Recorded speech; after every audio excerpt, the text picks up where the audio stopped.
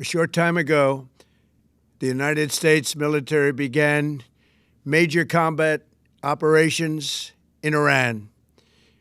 Our objective is to defend the American people by eliminating imminent threats from the Iranian regime, a vicious group of very hard, terrible people.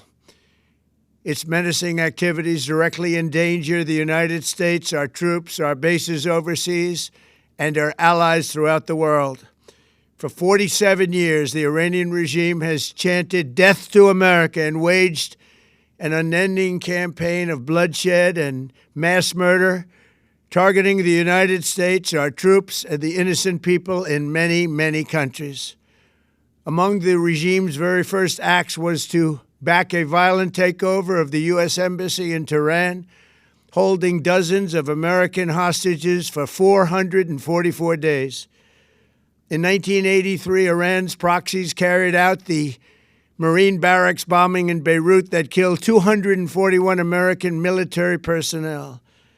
In 2000, they knew and were probably involved with the attack on the USS Cole. Many died. Iranian forces killed and maimed hundreds of American service members in Iraq. The regime's proxies have continued to launch countless attacks against American forces stationed in the Middle East in recent years, as well as U.S. naval and commercial vessels in international shipping lanes. It's been mass terror, and we're not going to put up with it any longer. From Lebanon to Yemen and Syria to Iraq, the regime has armed, trained, and funded terrorist militias that have soaked the earth with blood and guts. And it was Iran's proxy, Hamas, that launched the monstrous October 7th attacks on Israel, slaughtering more than 1,000 innocent people, including 46 Americans, while taking 12 of our citizens hostage. It was brutal, something like the world has never seen before. Iran is the world's #1 state sponsor of terror and just recently killed tens of thousands of its own citizens on the street as they protested. It has always been the policy of the United States, in particular, my administration, that this terrorist regime can never have a nuclear weapon. I'll say it again, they can never have a nuclear weapon. That is why in Operation Midnight Hammer last June, we obliterated the regime's nuclear program at Fordow, Natanz, and Isfahan. After that attack, we warned them never to resume their malicious pursuit of nuclear weapons, and we sought repeatedly to make a deal. We tried. They wanted to do it. They didn't want to do it. Again, they wanted to do it. They didn't want to do it. They didn't know what was happening. They just wanted to practice evil. But Iran refused, just as it has for decades and decades. They've rejected every opportunity to renounce their nuclear ambitions, and we can't take it anymore. Instead, they attempted to rebuild their nuclear program and to continue developing long-range missiles that can now threaten our very good friends and allies in Europe, our troops stationed overseas, and could soon reach the American homeland. Just imagine how emboldened this regime would be if they ever had and actually were armed with nuclear weapons as a means to deliver their message. For these reasons, the United States military is undertaking a massive and ongoing operation to prevent this very wicked, radical dictatorship from threatening America and our core national security interests. We are going to destroy their missiles and raise their missile industry to the ground. It will be totally, again, obliterated. We're going to annihilate their Navy. We're going to ensure that the region's terrorist proxies can no longer destabilize the region or the world and attack our forces and no longer use their IEDs or roadside bombs, as they are sometimes called, to so gravely wound and kill thousands and thousands of people, including many Americans.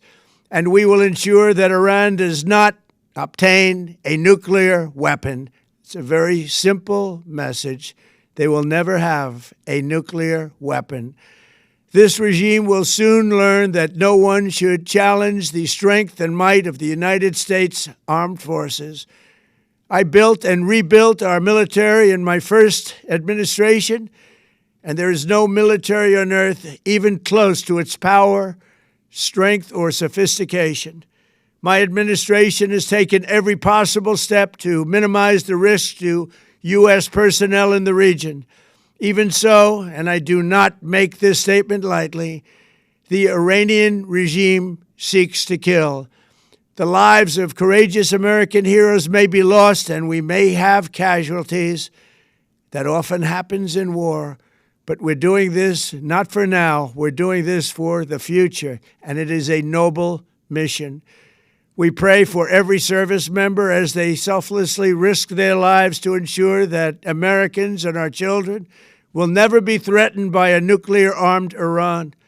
We ask God to protect all of our heroes in harm's way, and we trust that, with His help, the men and women of the armed forces will prevail.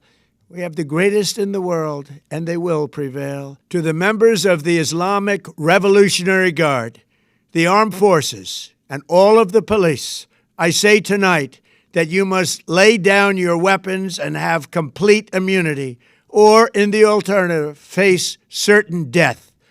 So, lay down your arms. You will be treated fairly with total immunity, or you will face certain death.